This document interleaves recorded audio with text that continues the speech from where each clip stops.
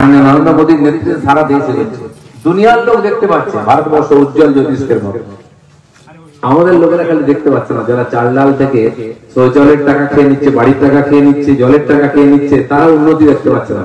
আমরা দেখতে পাচ্ছি তাদের বাড়িগুলি বড় বড় হয়েছে, গাড়ি ফাড়ি করে ঘুরছে, ছেলে মেয়ে বোর গায়ে গহনা দেখে বোঝা যায় যে উন্নতি তাদের হচ্ছে। কিন্তু বাকি যে গরিব লোকের জন্য টাকা আসছিল, শৌচালয়ের টাকা, রাস্তার টাকা, আবাস যোজনার টাকা, গ্যাসের টাকা, রেশন, সব লুট হচ্ছে পশ্চিমবঙ্গে।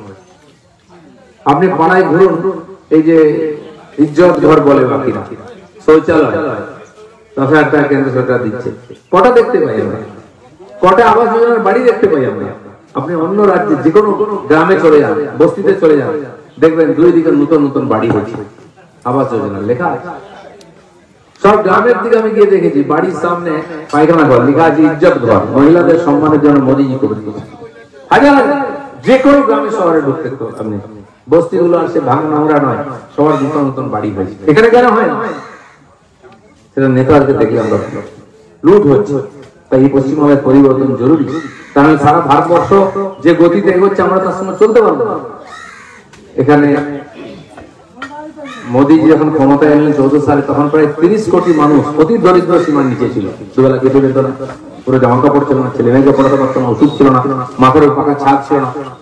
মোদীজি ধীরে ধীরে প্রায় 28 কোটি মানুষকে দরিদ্র সীমার উপরে নিয়েছে। কিছু পুরনো আরো লোক, তারাও দরিদ্র সীমা উঠতে পারছে। এখনো প্রায় 2-4 কোটি লোক আছে যারা দরিদ্র সীমার নিচে আছে। এই সরকার এই 5 বছরের মধ্যে এটাকে পুরো করবে। বাংলায়, ভারতবর্ষে অতি দরিদ্র বলে কেউ থাকবে না। যারা অবৈধভাবে বাংলাদেশ থেকে এসে এই সব অবৈধ জায়গায় কবজা করে বসে আছে, তারা পাবে না, কারণ নিজের জায়গায় জমি চাই। এরা নির্দিষ্ট সুবিধা, এর থেকে সতর্ক থাকতে হবে। এরা লোন নিয়ে টোটো চালাচ্ছে, আমাদের পেটে লাফ মারছে। এরা যেখানে সেখানে বসে দোকান বাজার করছে, আমাদের লোকেদের কেড়ে নিচ্ছে, চাল ডাল সব পেয়ে যাচ্ছে লাইনে। তো বিদেশের এসে এখানকার সব সুবিধা পাচ্ছে, কিন্তু এখানকার লোক বঞ্চিত হচ্ছে, কারণ দুর্নীতি, লুটে নিচ্ছে। তো পশ্চিমবাংলাকে যদি ভারতের উন্নয়নের সঙ্গে যুক্ত করতে হয়, আমাদেরও সক্রিয় হতে হবে। এখানে ঠিকঠাক ভোট হোক, এখানকার সাধারণ মানুষ ভোট দিতে পারে, তবে না ঠিকঠাক লোক নির্বাচিত হবে।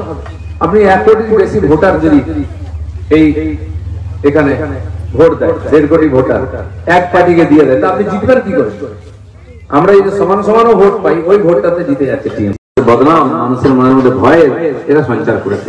এখনো চলছে অন্যভাবেই ভারতকে দখল করে, এখানকার ডেমোগ্রাফিক চেঞ্জ করে এখানে আমার মুঘল শাসন তৈরি করার চেষ্টা চলছে। বাংলাদেশ থেকে লক্ষ লক্ষ অনুপ্রবেশকারী ঢুকেছে ভারতবর্ষে। 1 কোটির বেশি ভোটার এই পশ্চিমবাংলায়, অবৈধ ভোটার, যারা সরকার নির্বাচন করছে। আমাদের ভোটের কোনো দাম নেই, তারা জেতাচ্ছে, হারাচ্ছে। আর কংগ্রেসের আমল থেকে শুরু হয় সিপিএম টিএমসি পর্যন্ত এই ভোটারদেরকে লালন পালন করা হয়। রাস্তার ধারে, গ্রামে, শহরে যেখানে সেখানে ঝুপড়ি পাড়া তৈরি হয়েছে, সব বাংলাদেশ। ভোটার কার্ড, আধার কার্ড পেয়ে যাচ্ছে পয়সা দিতে। আজও আমাকে দেশের লোকেরা জিজ্ঞেস করছেন কোন এমএলএ উত্তর বাংলায় সে এইসব লোকেদেরকে পরিচয় পত্র বিলি করছে, রেসিডেন্সিয়াল সার্টিফিকেট দিয়ে দিচ্ছে, ওইটা রেখে এসে ভোটার হয়ে যাচ্ছে, আধার কার্ড পেয়ে যাচ্ছে, পাসপোর্টও পেয়ে যাচ্ছে। সব জায়গায় দুর্নীতি ঢুকিয়ে গেছে। এইটা সরকারের পলিসি, দেশকে বিদেশিদের বাসভূমি করে দেওয়া।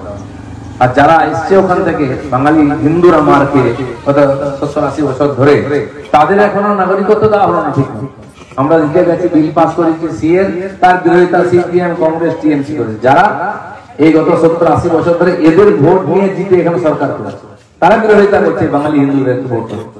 সেই জন্য নির্বাচনও গুরুত্বপূর্ণ, রাজনীতিও গুরুত্বপূর্ণ, তার দ্বারা দেশের ভালো মন্দ হয়।